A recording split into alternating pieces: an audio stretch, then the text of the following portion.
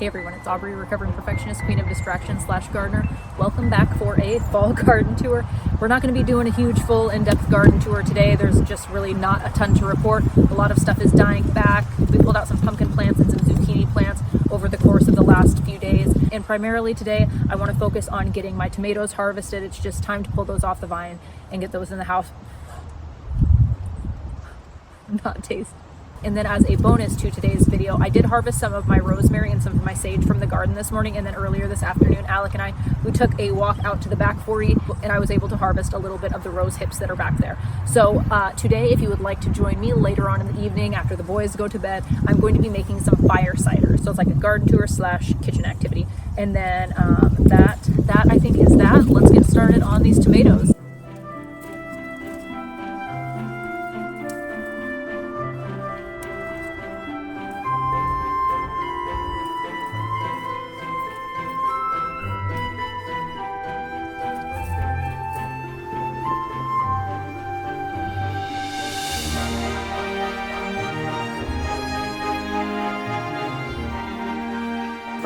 It's cold. I'm over this. Alec and I, when we were walking out to the field earlier today, I was just thinking, man, how many days until spring? Do you like warm? Is it you're a warm-blooded person? Is that how that works? So we have harvested the majority of our pumpkins. There were a few that I was just waiting to die back completely. And our largest pumpkin, we're going to take a peek at that. That one is not quite yet ready, but I think that we're probably just going to pull the plug and just harvest it at some point this week. There's the smallest buddy and the biggest buddy. I wanted to wait until the leaves had completely died back, but I mean, it's almost Halloween. I don't want to carve this though. I think that this is going to be a roasting pumpkin for sure, just because the majority of the pumpkins that we have got, like the decent sized ones, I don't think that they were completely ripe. The vines had died back. They just didn't really get the earliest start. They were ones that I had rescued from the compost, and I wasn't watering out there, so I just don't know if they got like the most nurturing start to their life, or if they were just really late when I did get them in the ground, or if whatever. But Jackson, Alec, and his friends have pretty much carved the majority of the larger ones, so I need to preserve an unreasonable amount of pumpkin for future use. So that is probably what this buddy is going to be for. Okay, I think that's all for right now. I'm really cold, so we're gonna go just take a peek at the zinnias that are falling over, and then we're gonna wrap this garden tour up, and I hope to see you in the kitchen later on.